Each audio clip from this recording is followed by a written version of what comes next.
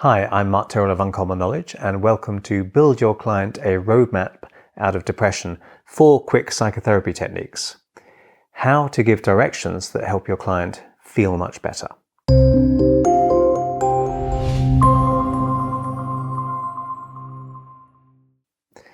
So I was once lost in Istanbul, and a kindly man came over and smiled and asked, "Can I help me?" And, his English wasn't his first language, and I understood what he meant. Of course, he meant you, not me, but it got me thinking, how do we know where we are, and how do we know where we're going, and how soon we'll arrive, and when we've arrived? And what's this got to do with top quality psychotherapy? So when you ask someone for directions, you don't spend hours talking about all the places you don't want to go. You might talk about that a bit, but that's not all you do. You want step-by-step instructions on how to get there, where you actually want to go. And some people, the best kind of direction givers, may even lead you to where you want to go. You need to know how you'll know when you've arrived. So you'll see an enormous mosque by the railway, this guy said. And it can be useful to know what indicators along the way will let you know you're getting close to your destination. The spice market will be on your left, the Galata Bridge on your right, and so forth. Okay. So, and when you've arrived at your destination, you should have a much better idea how to get back there again in future on your own if needs be. Depression is a strange city. And it's exactly the same when treating people for depression. A depressed person is essentially a stressed person. Long-term stress stops us thinking strategically, sequentially, and logically, and also knocks out hope for many people. See reference 1.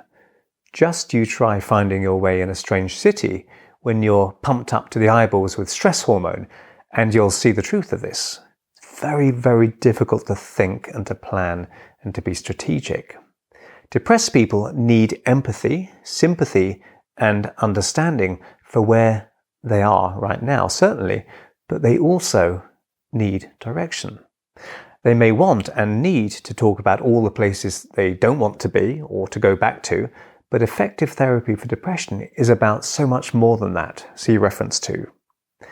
Just like anyone trying to find their way, a depressed person's need to develop an ongoing sense of where they're going, how they'll get there, and what markers of progress to look out for is really important.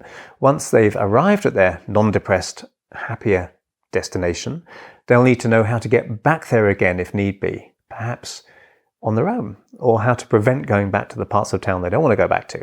That's why I use these psychotherapy techniques. So 4 ways you can help your depressed clients with directions. Number 1, establish clear goals. A depressed client may, quite naturally, want to tell you all about their depression, but to really begin working with them, you'll need to discover where they actually want to go in positive terms. So you can ask questions like, okay, so how are we going to know when you've left that depression behind you? And they might reply in the negative, okay, because that's their bias at the moment. So they might say, I won't be so miserable all the time. Okay, so what will there be instead of the misery? Okay. Get the person to vividly describe in positive terms exactly how they'll know the depression is gone, that they've left it behind. Okay. Number 2, break down all or nothing thinking. When people are depressed, they're quite naturally more emotional. They use emotional reasoning. The emotional brain has us all thinking in very all or nothing, black or white terms.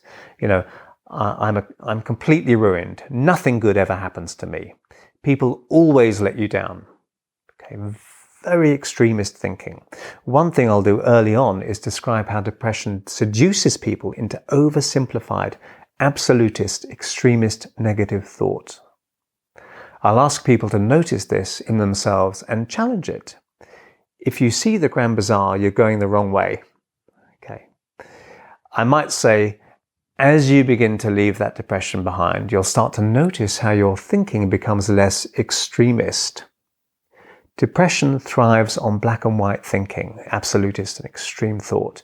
A clear sign that people are coming out of depression is that they'll be doing much less of that kind of black and white thinking. 3, grade the depression. Depression can be a scary beast because depression has us using less of the strategic left brain, encouraging a depressed person to be more strategic can help their mood. Okay, because we're getting the user part of the brain which is kind of be demobilized by the depression. Asking someone to grade the severity of the depression on a scale helps them to firstly break down black and white thinking, okay, and also notice improvements, because it's very easy to discount improvements when you're depressed. So you can ask them, if 1 is the most depressed it's possible to be and 10 is the happiest it's possible to be, where are you right now, would you say? And they might say something like, I'd say I was a 3. Now, rather than just completely depressed, as they may have thought before, we've got a 3. And you might then begin to break down the depression even further by asking, so what stops you being a 2 or a 1 right now? Okay. Now, the answer may give you clues as to what they need more of in their life to get them higher on an average level. And it's breaking down that black and white thinking. Or you could go in the other direction. What do you suppose will be different when you're at a 5? Okay, what will you have more of going on? What will you be doing differently when you're at a 5 or a 4? Okay. Next, number 4, check the roadmap for avoiding depression in future.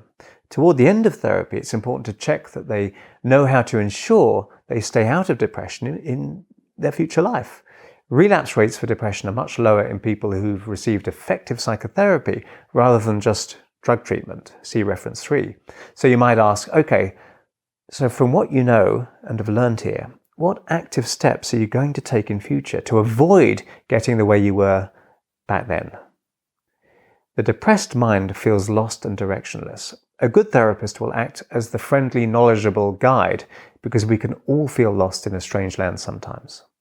So I hope you found that useful, and if you did, please hit like and subscribe. And if you want to hear when my next video is published, hit the notification bell below. I'm Mark Tyrrell of Uncommon Knowledge, and if you'd like to subscribe to my email newsletter, you can find it over at unk.com/blog. And thanks for watching.